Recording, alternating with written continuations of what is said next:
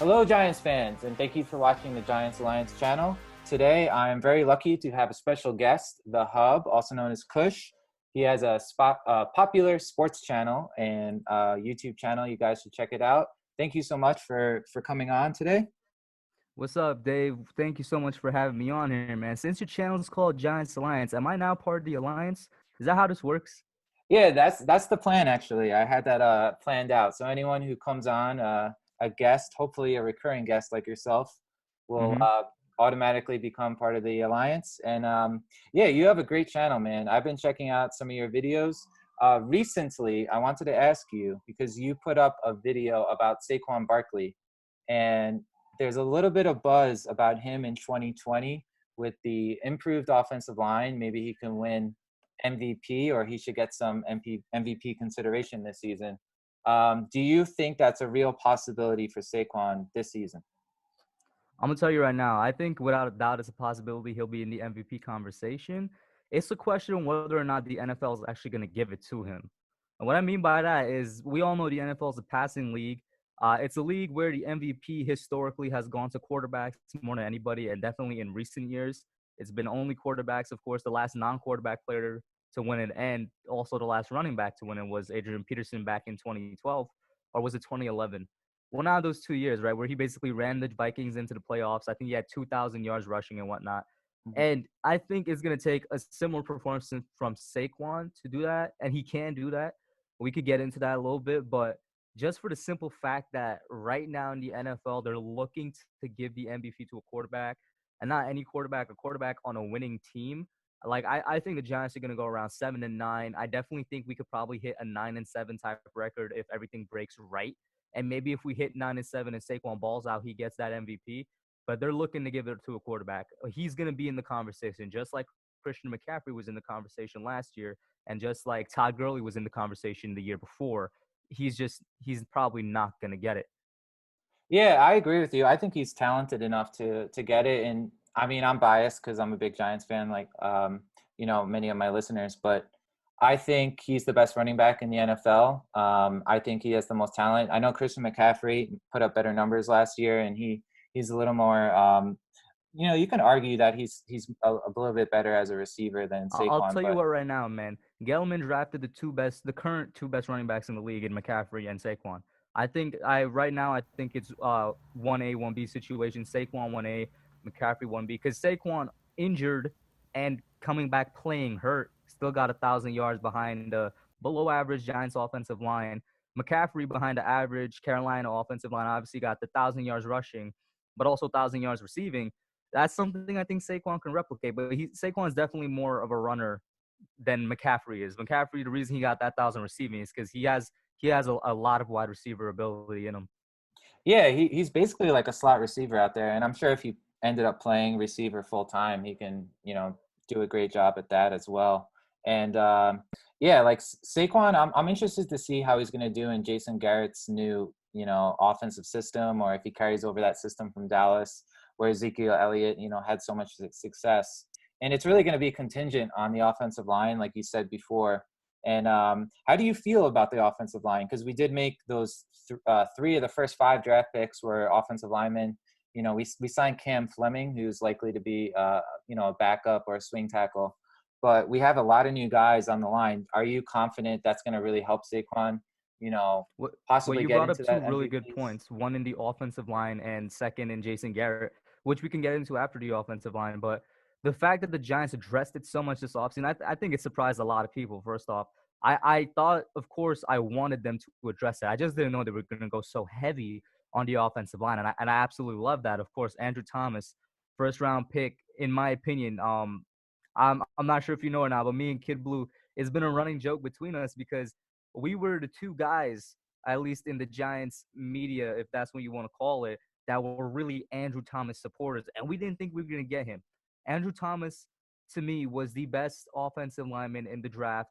And it was not close because he was the best left tackle in the class. The best right tackle in the class was Jedrick Wills. And Wills was a close 1B. But the reason I put Thomas over Wills is because he's a left. Left is more important as of right now in the NFL. That could stand to change with the way defenses attack the offensive lines and all that. That could stand to change. But as of right now, left tackle is more important. And Thomas was, I thought, the perfect fit for the Giants. In my opinion, he's better at run blocking than he is at pass blocking, which is obviously going to help out Saquon. But then you got a good amount of people out there, and these are, scouts and people that do this for a living, get paid the big bucks, that say he's a better pass blocker than he is a run blocker. What does that tell me? The dude is just great at everything that he does. You got one side says he's, A plus run blocking, B pass. You got the other side saying the other thing. All that tells me is he's good at both, and he fits the Giants really, really nicely because of that. I think him and Will Hernandez on the left side are going to be really good. We shift Solder over to the right side, and this is what I want to happen personally for the configuration of the offensive line this year. We take Solder, put him over to the right side. And Solder, in my opinion, whether he stays on the left or plays on the right this year is going to be better than he was last year. Because another thing I've been saying for months that a lot of people don't realize is he was dealing, not only was he recovering from his surgery, but he was dealing with a lot of mental stress last year because his kid was going through cancer and chemotherapy. And no matter what you do, that's always going to affect you mentally. And I know for a fact that did not allow him to play up to his best. Now he's also older, but I just know he's going to play better this year. Put him over to the right side. Yes, it's going to be an adjustment for him, but he has one of the best right guards in the league and the most underappreciated Giant, in my opinion, in Kevin Zeitler playing right next to him. Kevin Zeitler was the best offensive player the Giants had last year by far. He was the best offensive lineman by far. When we made that trade with Cleveland, people were excited because he was at the time a top two, top three guard in the league. All of a sudden, that excitement is gone. I don't know why. You put Solder next to him, he's going to do just fine. And then the only thing we have left really in question is the center position. Shane Lemieux maybe could get in there. Obviously, he's been practicing at center for a while now. I think, to be honest with you, the best thing for Shane Lemieux is going to let him sit this year, let him become the eventual successor to Kevin Zeitler, whether that takes 2 or 3 years. Maybe that's too long. But while I love the kid and I love his potential, we kind of have to take our Giants blinders off and realize there's a reason he kind of went in the fifth round. Of course, I would love for him to be one of those steals in the fifth, comes up, becomes our center, becomes a Pro Bowl center and all that. That would be amazing. But realistically speaking, I think it would be best for him to train to be that replacement for Zeitler. Even if we put him in at center, he's already going to be one of our best options because he's better at run blocking than either of our centers on the depth chart right now. So if we put him in there, we have like an A plus run blocking offensive line. This might be bold, but we're going to have a top 10 offensive line in terms of run blocking. Pass blocking, maybe, average top 15. But I really think the offensive line is basically fixed. You don't need, 5 Pro Bowlers on the line to have a good offensive line. With the setup right now, we have 4 good ones, 2 to 3 Pro Bowlers, in my opinion, but 4 good offensive linemen out of 5, and that's good enough. And I think that's going to help Saquon a lot.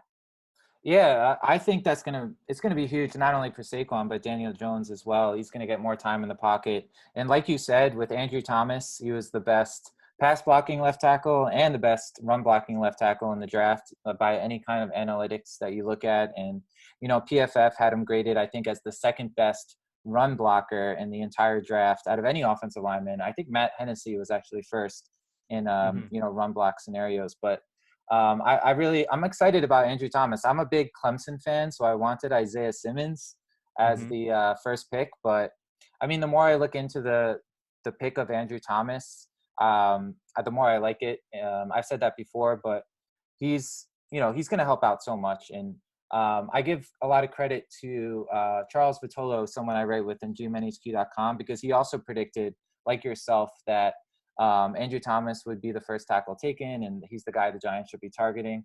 So for whatever reason, during the draft process, I think the other guys who were more athletic, like, the guy at Iowa, Wirfs, he had the crazy combine, they were getting more attention. But yeah, I think Andrew Thomas is the best Well, the thing out is, of those right, is guys. that happens every year. Like we saw it happen last year, I think, where Jawan Jennings, the guy out of Florida, the tackle out of Florida, who had an amazing combine, all of a sudden he skyrocketed and went past Jonah Williams, who was the consensus number one Yeah. tackle in the class.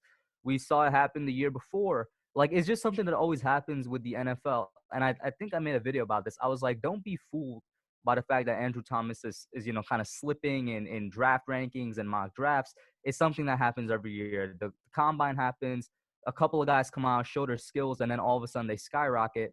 Maybe they do have, maybe they are worthy of the place that they are at now, but this is something that happens every year. It's just kind of a recency bias a little bit. And also the fact that everybody had, and I mean everybody had Thomas ranked as the number one tackle for the longest time. But then it's kind of like people get bored. That's really what I come down to. I'm like people get bored and they want something different, so they start taking the guys that come up because of the combine and placing them at their number one position and whatnot.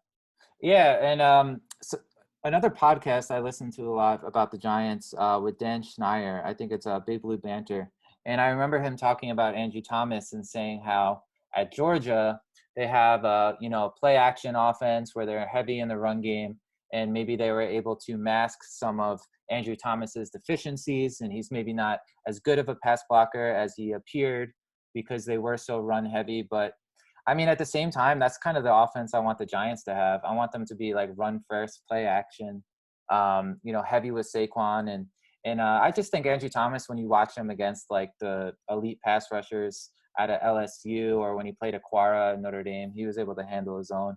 But And transitioning that's the thing away, too, right? You brought yeah, up a good point there with the elite pass rushers. You look at his tape; he's good against the both of the the two prototypical types of pass rushers. My tongue got stuck for a second. Both the speed rushers and the power rushers. He's shown that he could keep up with both of these guys. yeah, and if you watch him against, I think it was a couple of years ago when Josh Allen, who a lot of people wanted for the Giants, when he slipped to the number 6 spot, and we ended up taking Daniel Jones. But Josh Allen was great as a rookie last year with Jacksonville, and he was great at Kentucky. And there was a play, I don't know if you've seen it, but he just kind of like shoves Josh Allen, and Josh Allen went like flying like 15 yards down the field. And yeah, he's been good against even the best of those pass rushers in the SEC. It's Hmm. hard to find any deficiencies in his game, so I'm And excited about that. that comment on pass blocking, the thing is, right? Obviously, you could always there's always a way to find evidence for both sides of the argument, right? I'm not saying he's a perfect offensive lineman, so of course there might be deficiencies that could be masked. But a counterpoint to that is that his quarterback is a guy who is very, very much a statue, not mobile at all. And Thomas this past year had not given up a sack. So playing against those elite pass rushers in the SEC, a good diverse competition coming up against him with a statue in your pocket that you have to protect, and he's not giving up a sack. I think that's something that you can maybe put as a counterpoint to the fact that maybe they're masking some of his deficiencies. And Yeah, because Daniel Jones is not a statue, so I think it's going to be fine. yeah, I'm so excited to see what Daniel Jones is going to do with the full season. And he seems like one of those guys who just he cares so much and he wants to be great. So he's been working on his ball security all off season, and he was so accurate with some of his passes last year. I'm just excited to see what he can do. He never even had like a full healthy plethora of weapons. He never had Barkley, Ingram, Shepard, Tate. He never had all those guys healthy at the same time. So with all those weapons and then the offensive line together. I'm excited about the offense, but I want to actually transition to the defense before we go, because a lot of people have been talking recently about the DeAndre Baker situation. That's been the biggest news in Giants land. And who do you think? All right, I asked the same question to Kid Blue, but I want to ask you: who's your Mhm. ideal cornerback starting opposite of James Bradbury? Because we all know Bradbury is going to start. And it doesn't seem like Baker is going to start the first game, even if he gets through these legal troubles. So who would you start opposite Bradbury in your ideal scenario? Well, yeah, week one, obviously, I would want it to be Baker, but I agree with you. Even if he gets to the legal troubles, he's missing so much time with the team, with the coaches. It's going to take a long time for him to, make up for that and get used to it. So, yeah, he's probably not going to be there week one. If we're going in-house, my ideal guy would be to throw Sam Beal in there. Hopefully he can stay healthy and we'll see what he can do, because he was somebody touted as this, great cornerback that we got in the, with the comp pick in the third round and whatnot. And honestly, when he's healthy, towards the end of the year, when we did throw Sam Beal in there for a couple of plays, my headset got disconnected for a second. When we did throw Sam Beal in there for a couple of games towards the end of the year, which was when Baker was improving, Beal and Baker to play, you didn't really notice much of a difference with those last 4 games that we played, right? So if we're going in house, Beal would be the guy to throw in there. If we're going out of the house, I'm not sure. I have no idea. There's no cornerback on the market right now that I'm willing to go and put money on to bring in to play for maybe a couple of weeks. And let's say Baker is guilty, I I'll probably wait until the next offseason comes for another medium to big cornerback signing, because I don't want to overspend on a very average dude or below average dude at this point in the offseason to come in and know give us average or below average play. Yeah, I agree. I don't think it's worth bringing in a free agent. We've spent so much draft capital the last couple of years on cornerbacks. Even this year, Darnay Holmes was like a early fourth round pick. Last year, we had three cornerbacks. And I do like Sam Beal. He was a third round pick basically in the supplemental draft. And he had, a lot of people really high on him, possibly like a second or first round pick if he was in the next year's draft. So I think if he's able to stay healthy, he would be a great option. It's just his biggest issue has been his health, and I think he's had shoulder issues. But you're right. When he was in the game last year, you didn't see like a drop off at all, compared to DeAndre Baker. So he could be a good option. He's got the long arms, so he's Hmm. good on the outside, I feel like. And I wanted to And I ask think you. Beal. Oh my bad. I was just gonna say I think Beal is a bit better in zone coverage than Baker is. Yeah, Baker seems to struggle big time with the playbook, and that's the thing that concerned me was supposedly Baker was missing all these like virtual team meetings. But then last year, I heard Oh, reports that he was falling asleep in meetings, so he had to stand up. so here's the thing, right? About I have something to say about that because one of my Baker update videos talks specifically about that. Yeah, Like obviously last year he did fall asleep in meetings. I put blame on him on that and also on Pat Shermer for being a very lackadaisical coach to not take care of that. But this year, the whole like, of course, I've seen reports also that say he's been missing a bunch of meetings. Literally, I think maybe on Friday or something, there was a statement from somebody from the Giants saying that Baker has been in most of the virtual meetings, but in that 1 week where this craziness happened is where he yeah. started missing. So he's been in the virtual meetings and attending them up until this craziness happens, which leads me to believe he's probably been missing a few and not as much as the media like has led us to believe because of what's happening right now. Yeah, that's good that you cleared it up because sometimes perception seems to be reality, and it does make a good headline when you say that he's missed every single meeting when that's probably not the case. And I do hope that DeAndre, can get through this. And it doesn't seem like the prosecution has like a very solid case at this point, Yeah, but have you seen the tweet that went out today with Quentin Dunbar's lawyer and that whole yeah, scenario? I don't know exactly what happened, but I just remember seeing that the lawyers are kind of, I mean, they're not working together at all, but they're not really agreeing with the strategy. And there was a picture. So basically, what happened today is Quentin Dunbar's lawyer he did something really stupid. I'm pretty sure it's some type of legal malpractice or whatnot. But he tweeted out what you could say is evidence in this case, which obviously I think is illegal. I'm not sure. Don't quote me on that. Tweeting out evidence for a case. But what he's saying is, and another thing, he's not focusing on Dunbar. What Quentin Dunbar's lawyers try to do is place this all on DeAndre Baker. He tweeted out saying, "Here's a text supposedly sent from Baker," and he cropped out the actual like number and whatnot. So all we see is like two chat boxes, and it's basically the supposed text from Baker is that hey, he's texting Dunbar saying, "Hey man, come over here. We playing cards." And then what I found very fishy was that he listed the exact numbers that articles have been reporting that they lost and whatnot. He's like, "Oh, Baker put down 60,000, won 10,000." I'm like, that's kind of fishy. If you're texting about like gambling or something, I don't think you're texting exact numbers. Maybe I'm wrong. I don't know. And then also he tweeted out a picture that was supposed to be DeAndre Baker at the table, playing cards, but the guy has tattoos on his arms and he has, like he's not as bulky as DeAndre Baker. I'm like, the guy that you tweeted out looks more like your client than DeAndre Baker. So Yeah, it's all that did for me is I'm like, whoever Quinn Dunbar hire is kind of stupid because not only is that probably illegal, you just made your own guy look worse.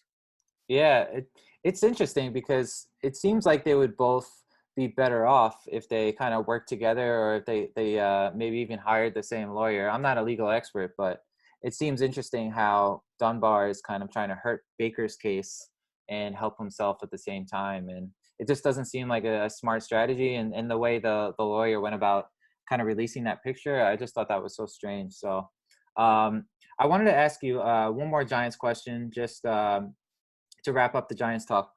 What do you think, like if you had to bet money on it right now, what is the Giants record in 2020? I'm sticking with 7-9. I 7 think and 9. we have a very difficult schedule, and for a while I thought it was gonna be 6-10 because of how difficult the schedule is. But I'm going with 7-9. I think there's 7 games out there in the schedule that the Giants could win. It might not be the games that I picked in my schedule prediction video, while it is a difficult schedule, the middle, like the first 4 weeks and like the last 3 weeks are the most difficult parts of the schedule. But everything in between is completely winnable. So I think there's a really good chance the Giants go 7-9 if things like if things just completely go haywire, if everybody is injured again, like in 2017, 2018, and 2019, we had a bunch of injuries the past 3 years, then maybe we don't go 7-9. But I don't, and we have better coaching this year. I just feel like we're set in a position to improve from last year, yet we're still definitely a year away from where we need to be to go for that Super Bowl.